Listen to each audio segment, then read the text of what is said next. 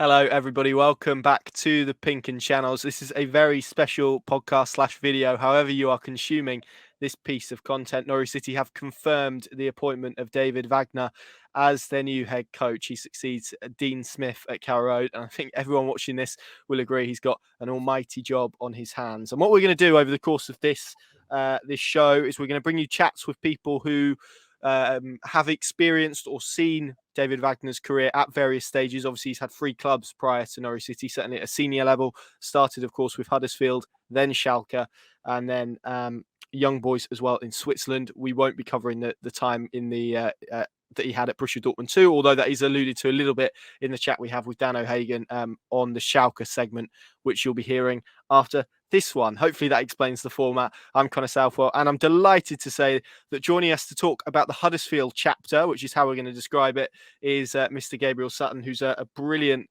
sort of expert in terms of all things championship. So no one better to speak to about the impact that David Wagner made on English football. So Gab, first and foremost, I mean, before we delve into the Huddersfield aspect of it, let's get your thoughts, your opinions on this appointment from a purely Norwich City perspective, because as I said there, it feels like a really big job, and it feels like it needs a certain personality and probably a certain man to take hold of it and give this football club a good shake in the second half of the season. Doesn't it just, Connor? I think there's a few ways of looking at the Norwich City vacancy. One of which would be that on paper it's a good squad. There's a mixture of players that have won 1 or 2 titles at this level before, that have played in the Premier League, not successfully yet, but certainly played in the Premier League. And there's a mixture of sort of talent in there as well, with Marcelino Nunes. Remember how good he was earlier in the season before a slight drop in form more recently. Gabriel Sutton, I think there's a player in. So I think it's a good championship squad that will feel it should be in the top 6. I think on the flip side of that, there's loads of issues which we've probably not got enough time to go into in this section really, about Norwich City and where they're at as a club. And I think there's a lot there that David Wagner's got to sort of get his hands onto. So I think that really, as big a job as the tactical side for David Wagner, it's actually just galvanising the fan base and giving them something to believe in. I think that's just as important, if not more important, part of the remit, and hopefully he can do that. Yeah, I mean, talk to us a little bit about David Wagner and the Championship, because he obviously had a very successful spell at Huddersfield Town at this level. What did you make of him during that period? Because I think it's fair to say in 2015, when of course Stuart Webber picked up the phone and made David Wagner the successor of Chris Powell, as it was then, it maybe caused a little bit of a shock. It was deemed a very interesting appointment at that period in time. What have you made of David Wagner as a Championship manager, first and foremost? Well, I think a lot can happen in 7 years, Connor, and I think that, you're probably right. Probably back in 2015, maybe foreign appointments in the Championship weren't quite as common then as maybe they are now, and so possibly there were a few people raising their eyebrows. But I think at the time, Huddersfield fans had got, maybe Chris Powell had done a decent job, but they'd grown a little bit tired of the sort of style of football on display, and David Wagner just kind of livened everything up and took a bit of time to build something. Maybe might need a little bit less time, perhaps, with what's there on paper at Norwich as opposed to the squad he inherited at Huddersfield 7 years ago. But then after a bit of time, he built this incredibly exciting, lively, vibrant side that pressed from the front, that had attacking fullbacks, that had Aaron Moy, the Aussie sort of in midfield, dictating things next to the sort of tenacity of Jonathan O'Hagan. In some ways, that's actually one of my favourite Championship teams that I've seen, not because there's probably been better sides in the Championship over the years, but just because Huddersfield were such underdogs, and he made people believe, and I think David Wagner's got to get Norwich fans believing. Yeah, I mean, that's a really interesting thing that you said there at the end, in terms of excuse me, in terms of belief and in terms of galvanizing a football club, because he's going to have to do the same at Norwich in a very short period of time. And I know he came in kind of it was sort of midway through a championship season, wasn't it, when he replaced Chris Powell? But Yes. certainly there weren't the level of expectation that he's going to be walking into at Norwich City. I mean, you only have to read the Norwich City statement after they parted company with Dean Smith that spoke about Premier League promotion, which I'm sure anyone who's watched Norwich City at the moment, it feels like quite a stretch to ask for that at the moment. I mean, he's going to have to come in and like you say, there is a tactical element to it, which again we'll speak about in a moment. But as kind of a motivator of people, an ability to bring people with him, how would you describe his qualities in that particular area? Because that feels like he's almost going to need him personally to drag those aspects of it, as well as kind of what we're going to see on the pitch. Yeah, absolutely. I think that's one of David Wagner's main strengths, that ability to just bring everyone together. And he is a bit of a one for a fist pump, or I could definitely imagine him going to the Barclays at the end of games and giving it something, because that's kind of how he is. That's sort of the school of management that he's come from. And that's a huge part of the impact that he had at Huddersfield Town, the ability to sort of bring fans onto that journey. That wasn't really Dean Smith's sort of makeup. That's not a criticism of him. He's got other strengths but I think with David Wagner, I think that he is going to be able to bring that dimension to the job, and I think that's something to be excited about, because I think fans do feel a little bit disconnected from the club at the moment for various reasons, and I don't think they're going to go away straight away. I think hopefully Mark Atanasio can bring some longer term solutions, but I think we're still in the earlier stages of that. So I think for now it's just about giving the fans something to believe in on the pitch, and that's the task for Wagner.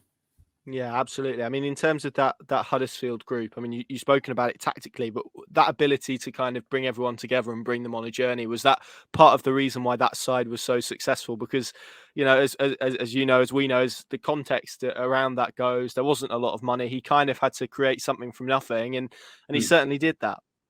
Yeah, well, I think having a vocal home support is a really big part of what he was able to do, because the way Huddersfield played, it was a very high intensity. They had Naki Wells sort of at the top, pressing from the front, and Elias Kachunga on the right, and Rajiv Van Power, and all these players that are very aggressive and engaging very quickly.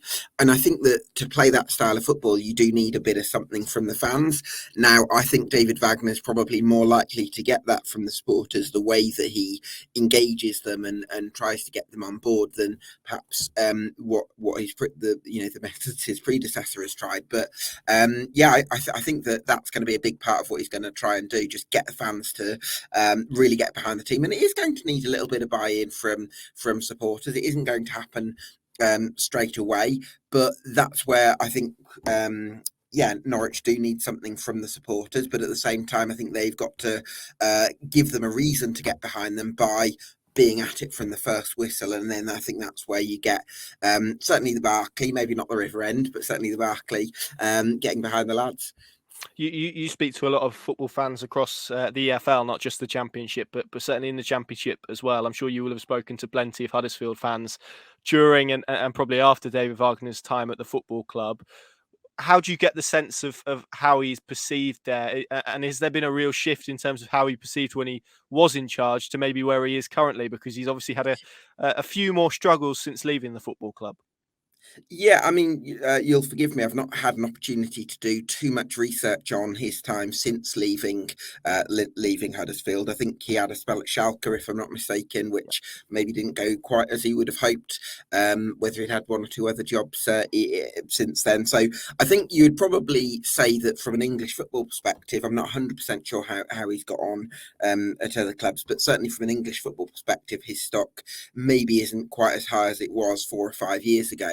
And I think if you were looking at this appointment from a slightly cynical perspective for a moment, you'd possibly question whether the people responsible for making this decision have carried out a really extensive search as to all the possible options who could be the best fit to be Norwich City manager, as opposed to, possibly Stuart thinking, well, I worked with David Wagner before, we wanted him Norwich manager in 2017. Let's go back for him. I think there could be an element of that in there, which I think has to be addressed. But at the same time, it was hugely impressive what David Wagner did at Huddersfield. But it was a few years ago, and while that doesn't mean that that accomplishment, which was an incredible achievement at the time, counts for nothing. I do think that time is a factor as well. Are you surprised it's taken him this long to get back into, I suppose, English football more generally, but certainly the Championship? Well, I think that his style of management can sometimes be more conducive to the sort of German culture, where there is that feeling of fans singing for 90 minutes and, standing up and jumping up and down. And we don't necessarily have as much of that in English football. And I can understand why sort of the German scene might appeal more to him for that. But it's a difficult question to answer, because I can't really speak for David and, what his reasons are for working in certain countries. So, that's a tough one. But again, he's got some fond memories of working in English football. And I think when fans do really buy into his way of working and his ability to get everyone together, then we've seen in the past that he can build something special.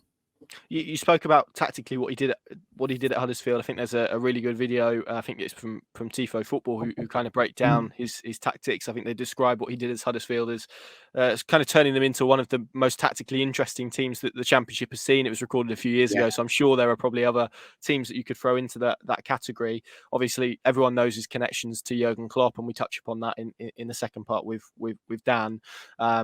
When we talk about his time at Schalke and a little bit about Dortmund too as well.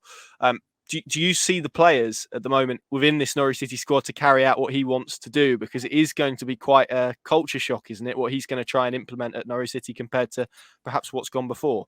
Yeah, I think there's a few things. I think he wants attacking fullbacks, which with Max Aarons and Giannoulis, I think they're capable of being. I think Max would probably say he's not quite had the few years that he would ideally hoped for, but still, Max Aarons is still Max Aarons. Those two are very capable fullbacks, I think, at this level. So they're capable of doing what David Wagner wants. I think that he plays a 4-2-3-1, certainly in his Huddersfield days, and you want the sort of the striker and the three behind the striker to be very energetic. So he had Ilias Kachunga, who was a real workhorse on the right, Raji van der Power on the left, who was very much a direct winger, and then Izzy Brown, who's this sort of lively, energetic type, and then again Naki Wells, who's sort of pressing from the front. So that four, I think it's going to be very interesting to see. I think you've got the work rate of Teemu Pukki there, which is certainly a plus. And then again, it's about sort of throwing the gauntlet down.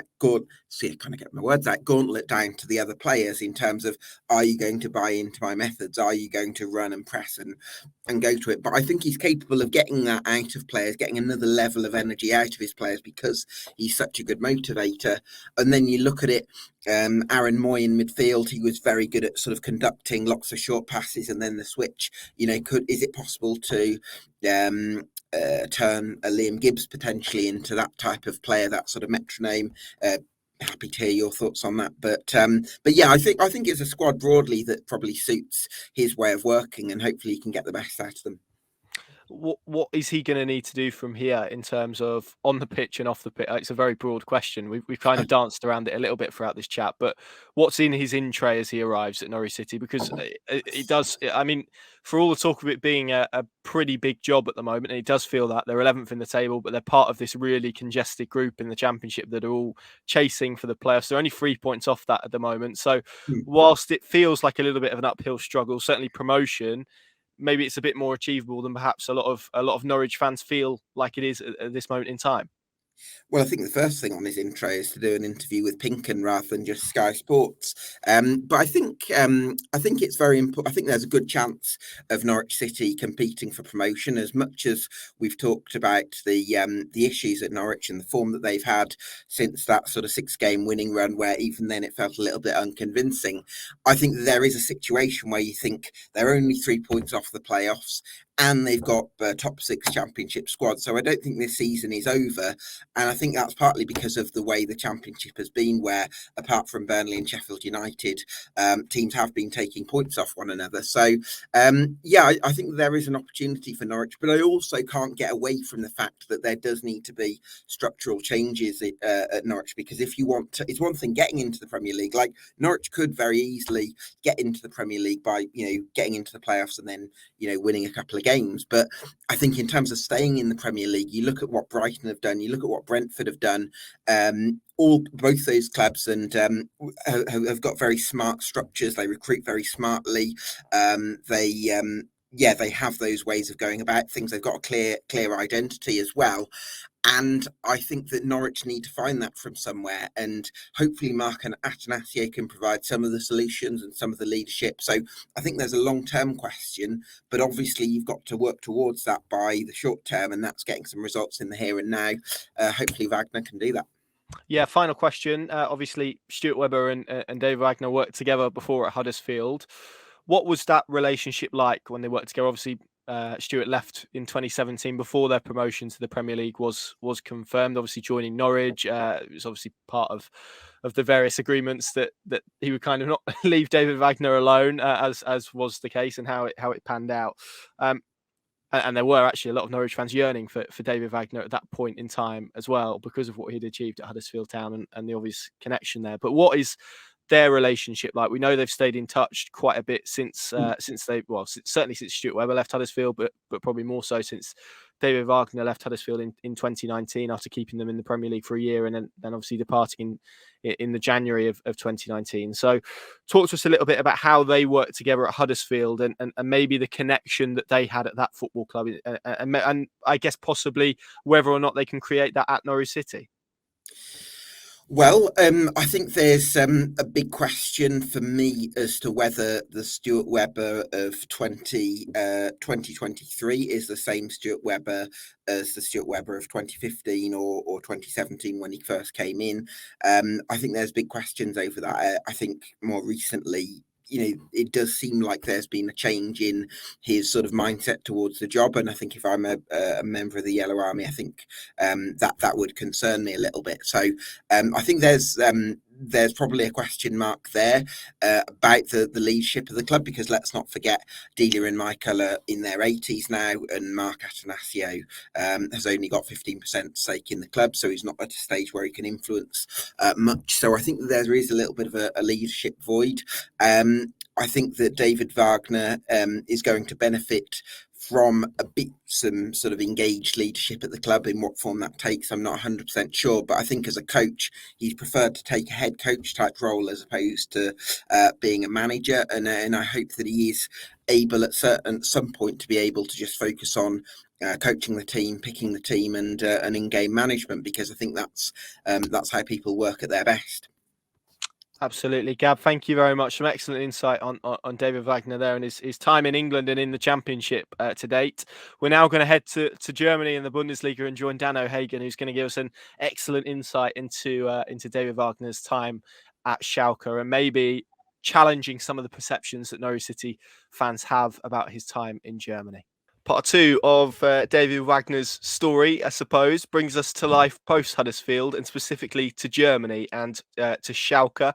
And whenever we go to the Bundesliga, we, of course, have to chat to the excellent Dan O'Hagan, who we use so many times on this channel to give us some excellent insight into players, coaches, or anything German football. So, Dan, welcome back to the channel first and foremost. But talk to us a little bit about David Wagner and Schalke, because I think there's this perception that maybe it was a failed stint as head coach of Schalke, but actually you delve into it and there's a lot more context and nuance to wrap around it, isn't there?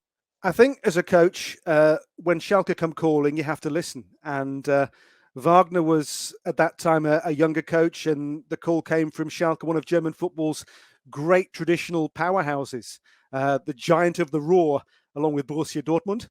And Schalke came for him. He went there, but it was a poison chalice because at the time Schalke were, and they still are, in a real hole. He came in after Domenico Tedesco's reign, which had a second place finish, but then utter freefall and near relegation the season that followed. In came Wagner to pick up the pieces, and he inherited a squad which was extraordinarily limited. Finances had all but dried up. It was a club, a team in no way equipped to be in that league competitive. I think they went 18 games winless to start the season. I think I did their 19th game when they beat Hoffenheim 4-0, which was a complete surprise. They broke all kinds of records that season for fewest points, fewest goals, worst starts. And of course, you look at the coach. But as I say, that team he took on was a poison chalice. Most coaches in the world game would have been unable to get a tune from that particular Schalke squad. So it shouldn't be the black mark on Wagner's CV that maybe it appears at first. There are certainly mitigating circumstances. Yeah, and it's interesting. I mean, I've got a quote from him here about his time at Schalke, and he says, "If I speak about the time at Schalke, you can split it into two different periods. The first period was very exciting. I think we lost 3 of the first 25 games. We were third in the table, and then we didn't win for 18 games." And then he goes on to say, "Yes, I was part of this, but the part I was able to deal with was not the biggest one." And of course, there was off the pitch troubles, as there always has been in Schalke in recent seasons. And it's interesting you mentioned there the names of or one of coach in particular, but there's also been quite a few coaches who have really struggled to get Schalke going in maybe the way that people would expect them to, given their relative size and fan base. So do you think that's a relatively fair assessment of his time at Schalke? I mean, quite streaky, but obviously, as you've touched upon, plenty of mitigation in terms of, I think there was a racism issue in terms of board level, wasn't there? And various internal things that actually he wasn't able to control, but did have a profound impact on how it kind of transpired for him at his time at Schalke. It was a difficult time. Obviously, the club, as you say there, was in flux off the field as well as on it. There was no money to bring in new players. The players that were brought in weren't really up to standard to compete in the Bundesliga. So, yeah, I mean, people look at that. He did have a big hand in that relegation they went on to have, but certainly there were mitigating circumstances in a big way. And as I say, not many coaches would have got a tune from that really, really poor Schalke squad that he inherited. What was his style of play? What was his approach? Because I think we hear so much about the pressing style and the similarities to Jurgen Klopp from his time at Huddersfield, and that was referenced perhaps in the first chat that I had. What was it like when he moved to Germany? Had it tweaked? Did he alter what he was trying to do there? Not really. I think they tried to play the way Wagner's teams have always played. The problem was that the players they had weren't really up to the job in hand.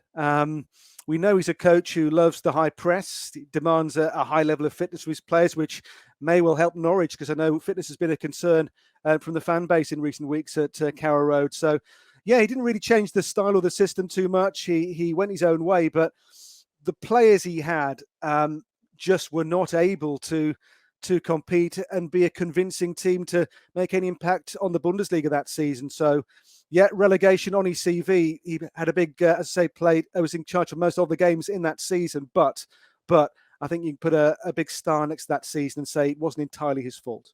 Yeah, it's really interesting, and I'm really intrigued to know what kind of the perception of him is in Germany at the moment, because he obviously had such a successful time at Huddersfield. I guess in many ways similar to Daniel Farke, if not maybe even somewhat more unexpected, given the size of club that he took to the Premier League the first time in 45 years as a German-born coach. Then moved to the Bundesliga. It felt like a real opportunity for him to kick on. It didn't quite happen. How is he perceived in Germany? What is the view of David Wagner now after that spell at Schalke? I think he's almost been forgotten in Germany. I mean, Schalke has been such a revolving door for coaches in the last 5 or 6 years. He's just another name on that door which has come and gone. And the German game churns out young coaches so quickly. It's very easy to become that kind of forgotten man, which I think David Wagner has. And I think maybe a move back to the English game, where he does still have a good reputation, given the job he did with Huddersfield Town, is for him a very good thing. But in terms of Germany, it will be very hard for him to get a job now, certainly in Bundesliga 1, maybe Bundesliga 2, but right now in the top level, I think David Wagner's become almost, as I say, a forgotten man. Yeah, that's absolutely fascinating. And what do you personally make of his move to Carrow Road and to Norwich City? Because I think a lot of people will look at the links to Stuart Webber and maybe come to conclusions that it's a little bit predictable. Even some have said a little bit lazy. I think there's probably, as I said right at the start, in terms of his time at Schalke, there's always plenty more nuance and context that you can wrap around it. But what do you make of the pair reuniting, because they're doing so in such different circumstances to how they sort of came together in the first place at Huddersfield? Yeah, there's clearly a connection there between Webber and Wagner. The success at Huddersfield Town is well documented. Unexpected success on a limited budget. Obviously, he comes in as a free agent. There's no compensation to pay. That's a bonus for Norwich as well, of course. So it makes sense. A coach who's had success at this level before in England, who knows the sporting director well, has had success with him in the past. My concern would be the way he plays depends on players, if you like, from the Farke era who have by and large all moved on. So he comes in to take over a squad with players that he may not know a great deal about, who won't be used to playing his way of playing, or the German way of playing. And my fear is that so much of the good work laid by Daniel Farke was thrown away under Dean Smith. The idea was to have at Norwich this continuity of style, of system, of mentality. That went out the window with Dean Smith. So to ask Wagner to come in now and almost from a fresh start, from square one, begin again and try to impose that, if you like, Farke-ball way of playing again with a squad who aren't used to playing that way, is very difficult. So I think he'll need a lot of time. He'll need maybe at least 2 transfer windows to get players in who will play his way. But I think certainly it's an appointment that makes a lot of sense, I think, financially, in terms of who the coach knows, the Weber connection. But it will take, I think, a deal of time to get results on the field.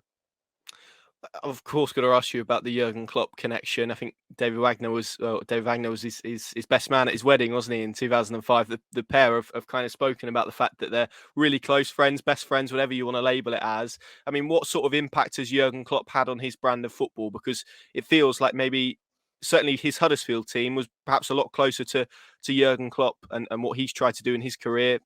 Probably people will recognise that most in this country as being at Liverpool, but obviously with Borussia Dortmund as well, compared to maybe Daniel Farke, who was much more possession-based, rather than perhaps being as keen to press the opposition as perhaps David Wagner's sides have been. I think Jurgen Klopp was a product really of the Ralf Rangnick idea of gegenpressing, and that has really, we know, made its mark on the German game and the world game. And certainly Wagner and Klopp are very close. You mentioned the best man at the wedding thing. There was talk that one day he may have gone to be an assistant a few years ago with Klopp at Liverpool. So there is clearly a bond and a link. If Wagner can translate that Klopp ideology to Norwich City, it'll be exciting times, of course, but it depends on players. And I just don't think at the moment Norwich have the kind of player in that squad, enough of them, to play the Jurgen Klopp way of pressing. It requires, as I say, a lot of work in terms of fitness. I think it needs some new faces, and it will need transfer windows, 1, 2, 3 even, to begin to get the squad to the kind of level in terms of the players that Wagner can work with that he needs to do, really. So it'll be, I think, the long haul. Will Norwich give Wagner time, and will Norwich give Stuart Webber time in that context as well? It's certainly going to be an interesting watch. Yeah, absolutely. I mean, we spoke right at the start about the perception around his time at Schalke. What would your message be to Norwich City fans who are looking at that as we said, a major concern, perhaps, because there will be some who look at his CV and say, oh, well, after Huddersfield, he's been sacked by Schalke and then obviously gone on to be sacked by Young Boys. But for that job specifically, it feels like what you're saying, it maybe needs to be put in context of the role that he was given, and also the resources and tools and environment that he inherited as well. Yeah, for me, Young Boys would be the bigger concern, given that they were a club who'd had years of success and titles, and they fell short under him. But the Schalke time, certainly, I think I look at that, and it is one to mark with an asterisk, because that club at that time was in a very unhappy place. And you could have put Jurgen Klopp himself in there, or pick any coach, any world-class coach, and they would have struggled to get a tune from that group of Schalke players. So Norwich fans, do not look at the Schalke chapter of David Wagner. Look beyond that. Look before. Look at the Huddersfield job when he took a team of modest means into and survived in the Premier League, which, of course, Daniel Farke didn't manage to do with Norwich. So that's a plus for Wagner. And also the job he did with Dortmund too, as well, where he took on the job of Farke and got them playing some good stuff as well. So the Schalke chapter is obviously part of the Wagner story, but should not be the overriding narrative to his appointment at Norwich. Yeah, two more questions. I was actually going to ask you about that spell as Borussia Dortmund 2 manager. I mean, how familiar are you with what he achieved there? Obviously, it's a route that Stuart Webber has particularly looked at in terms of head coach. Is Dean Smith kind of the difference in terms of that? How familiar are you with his work as Dortmund 2 boss, and what was the difference perhaps there between what he did and what Daniel Farke did? Not much difference with Farke. I think the job of that team obviously is to develop young players, either for the first team or more often than not to be sold on to other clubs. So that was his role at Dortmund too, was to work with young players coming through. We saw Farke obviously develop young players at Norwich like Max Aarons. You got to hope that there are players in the academy now which maybe Wagner can do likewise with and bring them through to the first team at Norwich, which has been in the last couple of years maybe not their strongest part. So, yeah, I mean, the time at Dortmund too it's about development. It's about developing young players for first team football, either at Dortmund or elsewhere. So that was a learning curve. But in terms of coaching at first team level, I would say look at Huddersfield. Don't look too closely at Schalke. And just finally, I mean, you all know yourself how fond Stuart Webber is of German football. He's spoken about it regularly, about how much he likes it, and also how he feels that coaches from Germany are well equipped because of the difficulties or perhaps maybe how much tougher it is to get a high level of coaching license in Germany, sort of compared to England. Are you surprised, not surprised to see him head back to Germany, even though it maybe feels slightly that that's not quite as was the case with Daniel Farke, but it is still a return to kind of a German ideology, I suppose, with David Wagner. Does that surprise you, given obviously the kind of failed experiment with Dean Smith that we've seen at Norwich City in the last 13 months or so? No surprise. I think you look at Webber's two great successes in terms of coaches, both Germans, David Wagner, Huddersfield Town, and Daniel Farke at Norwich. So no surprise he's gone back down that road at all. It's also a case of, you go back to what you know, and he knows David Wagner, and in his mind, there'll be less risk to appoint a coach whose methods, whose working style and football style he knows all about.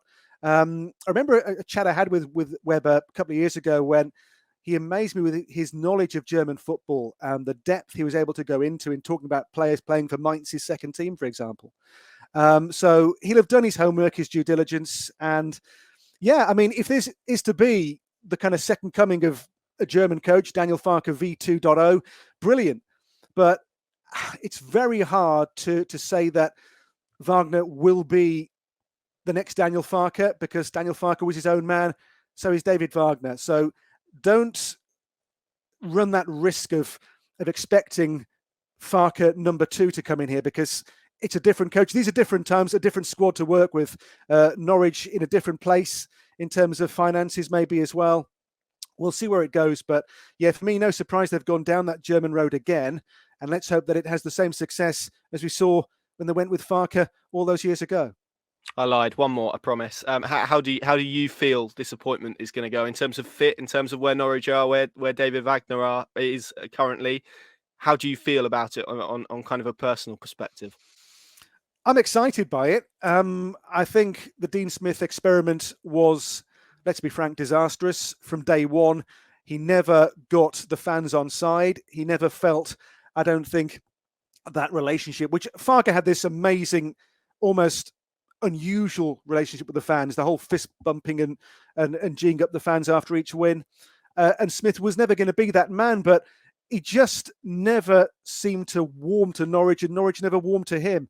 I think if Wagner can channel in some respect that Farke energy and bring those scenes in some way back to Norwich again, and just get the club and the fans smiling again, because it's been a dismal, horrible 13 months or so at Norwich.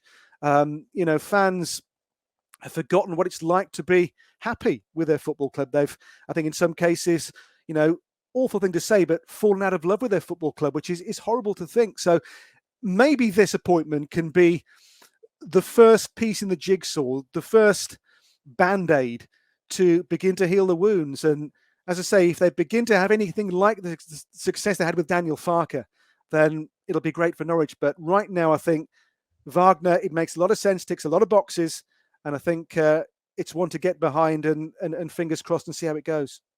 Dan, thank you very much as ever for your time and your insight. Wonderful, wonderful chat there about David Wagner and his time at Schalke. It's going to be really interesting to see how he gets on at Norwich City. We'll now fast forward to his time in Switzerland and we'll bring you some insight from his spot as Young Boys manager.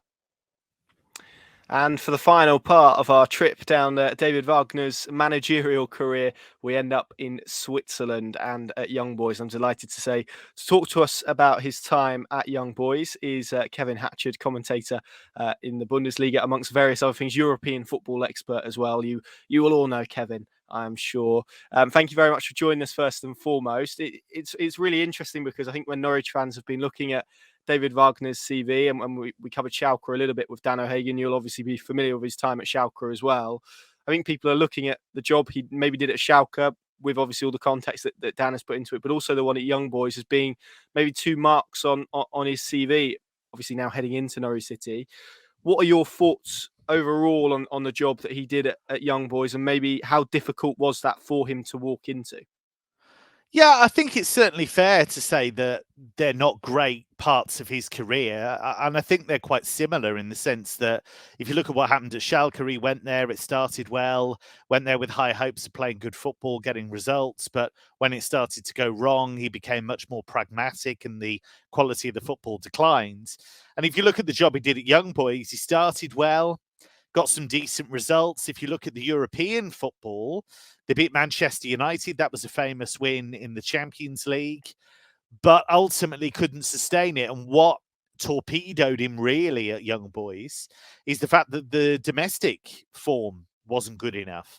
If you look at the situation when he came in, really it should have been a relatively straightforward situation in the sense that the coaches that had come before, Gerardo Seoane and Adi Hütter, had great success, had gone on to jobs in the Bundesliga, and Young Boys had won the last 4 titles in the Swiss Super League. And so he joined a club that expected to at least be competing for that title. So to be as far behind Zurich as they were when he was sacked, that was embarrassing for the club. Zurich weren't even expected to challenge. They were described by the Swiss press as the champions from nowhere. So that gives you an idea of just how surprising it was that Young Boys weren't closer to Zurich at the time he was sacked. What did go so wrong for him in that kind of setting, I guess, because he did such a good job at Huddersfield and has a relatively good reputation in terms of English football. Obviously, it didn't quite work out for him in the way you would have liked in the Bundesliga. Obviously, he was in talks with West Brom as well before he decided to go to Young Boys. And I'm sure he will have seen that as maybe and he spoke after Schalke about his desire to move to a stable club was kind of his words. So what did go wrong? Why did it all unravel for him in terms of the domestic scene and the way that the football transpired?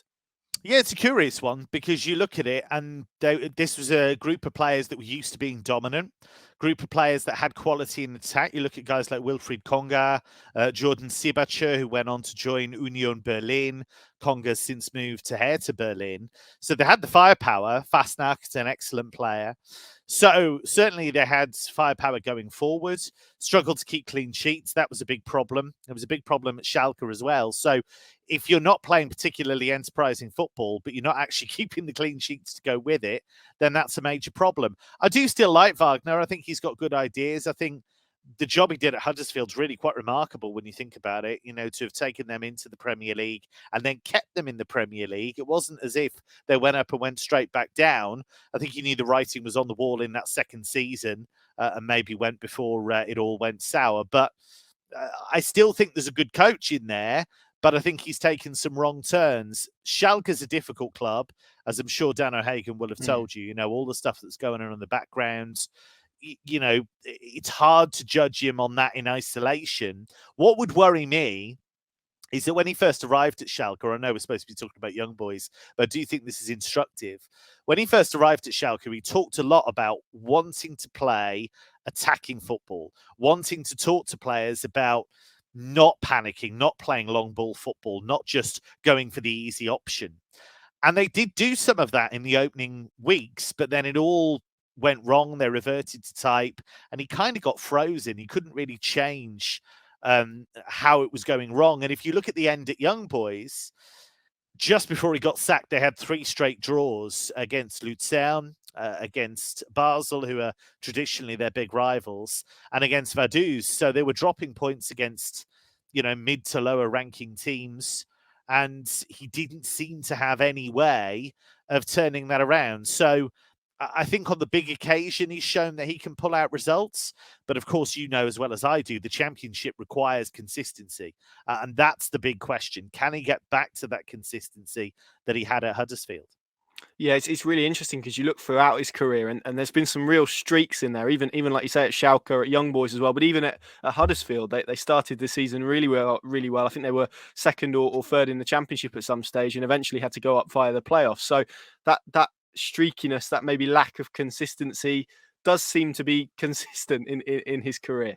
Yeah, it's a concern because, especially at a club like Young Boys, for example, because he went into a club that hadn't won a title for a long, long time before that run of 4.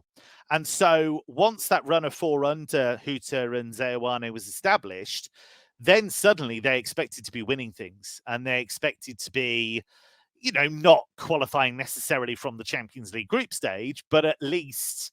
and obviously getting to the group stage was a big deal as well. So it wasn't as if his time at Young Boys was a complete disaster. It wasn't. On the European stage, they had some really good performances and some decent results.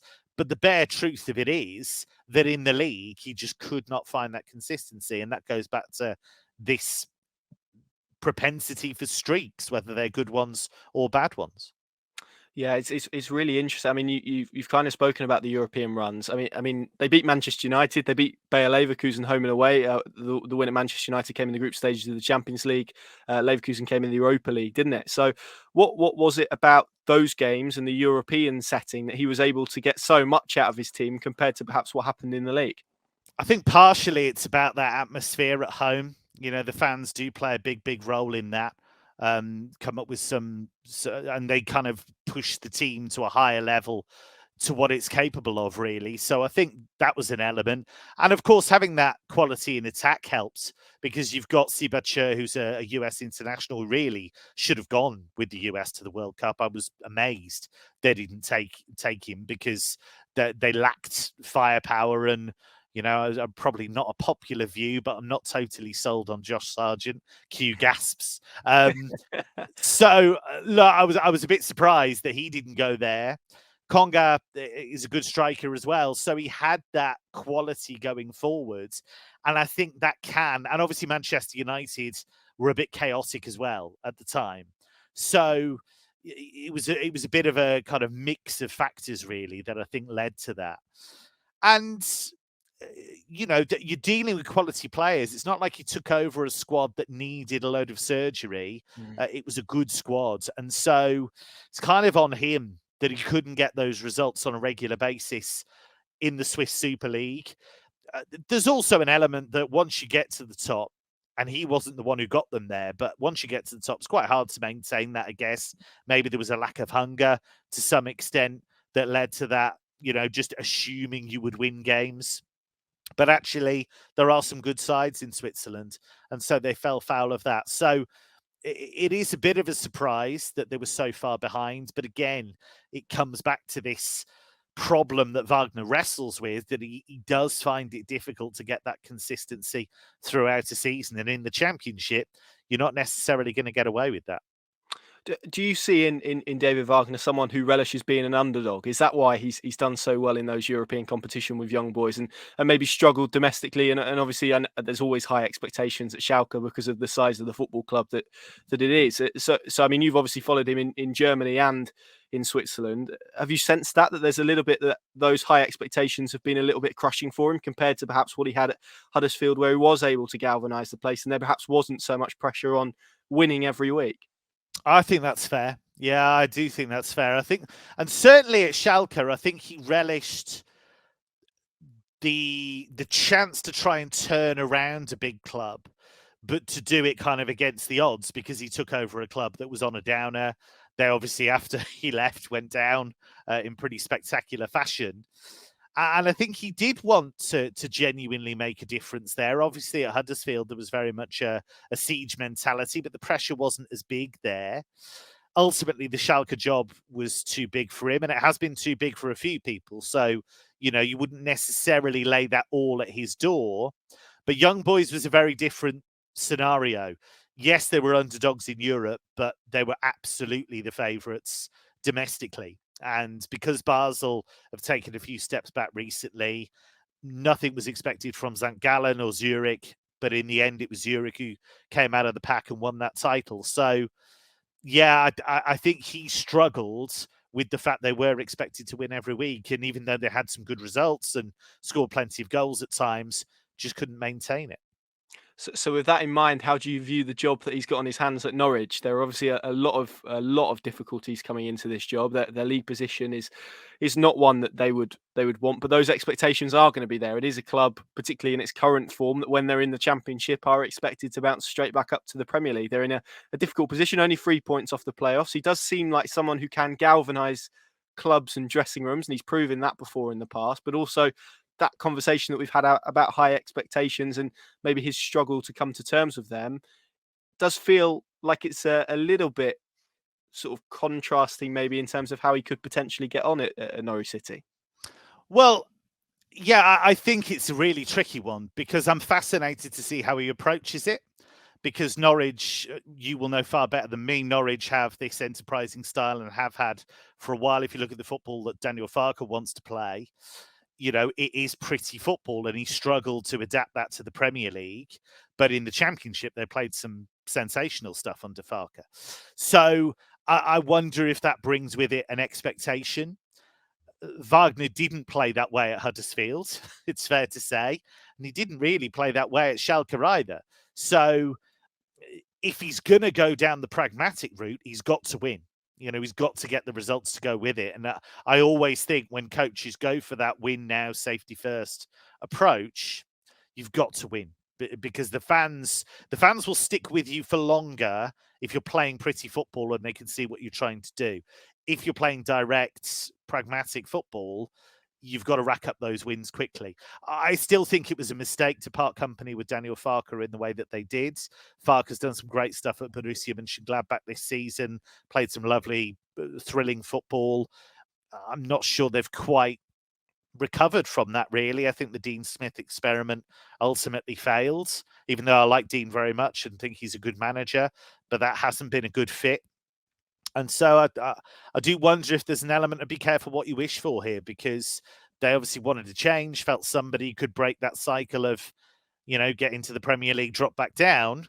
Well, that cycle might be broken, but not in the way that they wanted. Absolutely. Just talk to me a little bit about, because obviously you've seen him at Schalke in the work that you do with the Bundesliga. What has his connection been like with fans at both Schalke and Young Boys? We know he had a very special relationship with the fans at Huddersfield, and that's obviously what Norwich are hoping to replicate. There was a lot of criticism around Dean Smith and the fact that he was maybe unable to connect and interact with fans in the way that maybe his predecessor did. So it does feel like David Wagner is being appointed to try and repair some of those divisions, I suppose, within the clubs. What was his relationship like with the fans at both Schalke and Young Boys? I think he's likeable. I think fans recognise there's a passion there. I think they recognise there's a real love of the sport, a real intelligence there. I mean, you can't be best friends with Jurgen Klopp and not have that kind of fire and passion. And, that's obviously one of the things that connects them. He's not as demonstrative as Klopp. Of course, not many people are. But I think that passion is there, that fire. And I think he does get that across well. So, yeah, I don't... He's certainly not a distant, aloof character that fans won't take to. And I think he tends to say all the right things. It's just hard because he's taking over mid-season and he's got to back it up with action. But in terms of being somebody who fans can connect to, I think that is the case. I think certainly at Schalke, the fans weren't overly happy with things in general. They weren't happy with the quality of the football. They weren't happy with how the club was being managed in general. So again, you can't lay that all at his door, and it certainly wasn't for want of trying.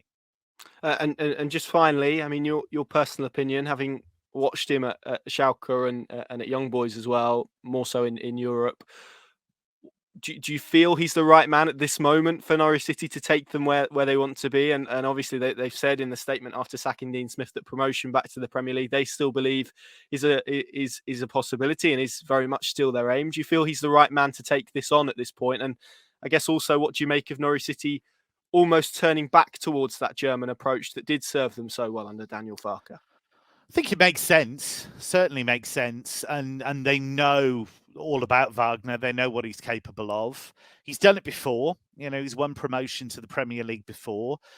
Crucially, he's kept a club in the Premier League having done that. So maybe they're looking at that as well. And I think he certainly has the passion to do it. And also, this has got to work for him, I think, because Schalke didn't. Young Boys certainly didn't. Feel like if he was to have another failure here, then his reputation is quite severely damaged. So he certainly won't lack motivation, certainly won't lack passion, but it's an incredibly competitive division. So he hasn't got much margin for error. So I'm fascinated to see how he does.